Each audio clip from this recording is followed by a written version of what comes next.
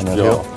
자, 미국에서는 뭐 무인 자동차가 도로 주행하는 모습도 이제 공개가 된 적이 있는데, 자, 실제로 이 무인 자동차, 뭐 아까는 자율 자동차라는 표현을 씁니다만, 이 무인 자동차 기술은 어디까지 와 있습니까?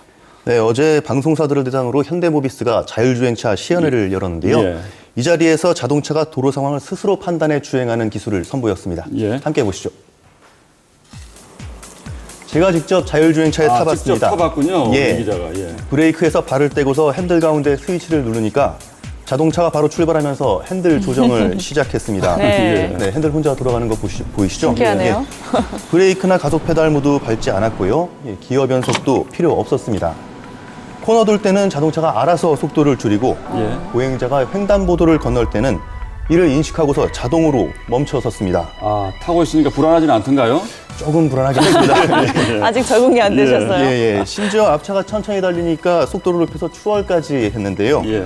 차량에 설치된 정밀 치기 기술로 위치를 인식하고 또 레이저 스캐너와 레이더 센서로 장애물을 인식해서 도로 상황을 판단할 수 있다고 모비스 측은 설명했습니다. 예.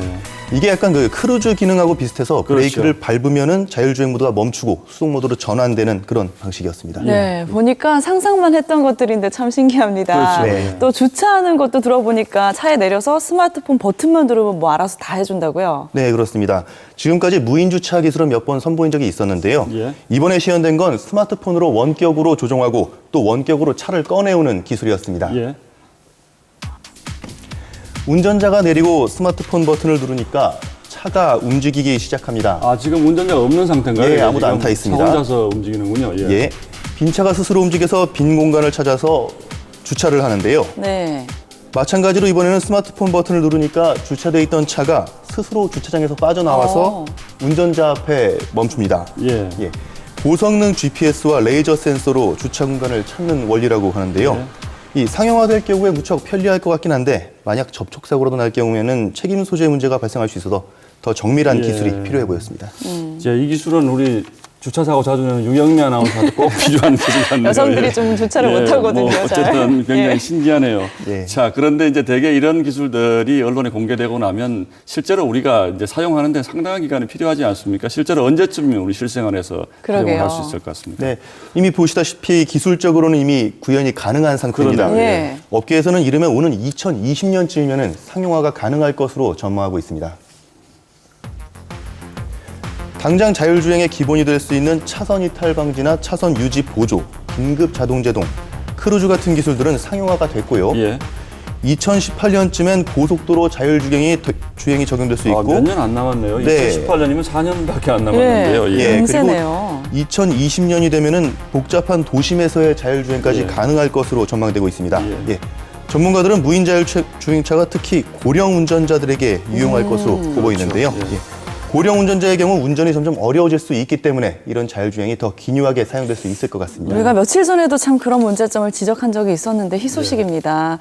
자, 그런데 또 이미 전 세계에서 이런 자동차를 좀 경쟁적으로 개발은 하고 있었죠? 네, 네로라는 세계 자동차 업체들이 모두 경쟁적으로 지금 자율주행차 개발을 하고 있는데요. 예. 예. 이미 양산 단계가 가능한 곳도 있는 것으로 알려졌습니다. 어디죠? 네, 가장 먼저 자율주행차를 선보인 곳은 구글입니다. 이 구글은 사실 자동차 업체가 아닌데도 불구하고 자율주행차에 관심을 갖고 무인 자동차 개발을 해왔는데요. 예. 지난 2010년 처음으로 운전자 없이 주행하는 자동차를 선보였습니다. 또 독일의 벤츠는 지난해 10월 양산 센서를 활용해 100km까지 자율주행하는 데 성공했고요. 아하. 아우디도 올해 CES에서 양산 개념에 가까운 자율주행 기술을 공개했습니다.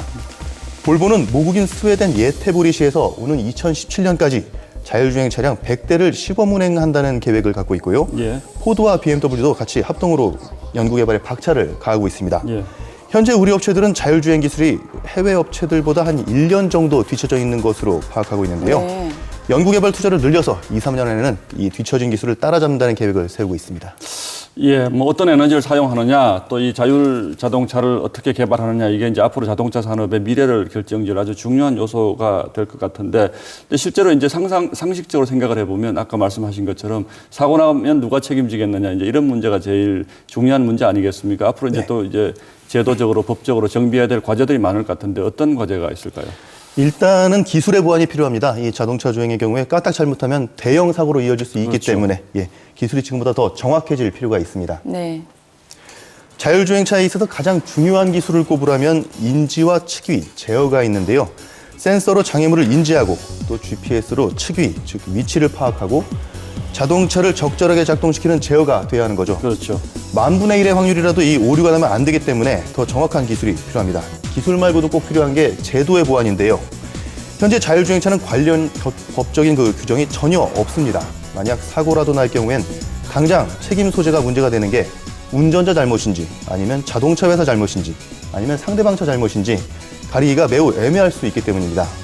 이 때문에 자율주행차가 도로를 마음껏 달리려면 이런 관련 규정의 마련도 서둘러야 한다는 의견이 많습니다. 예, 이 기자 얘기 들어보니까 뭐 눈 깜빡할 사이에 아마 자율자동차 시대가 올 것 같긴 하네요. 네. 자, 이 기자 잘 들었습니다.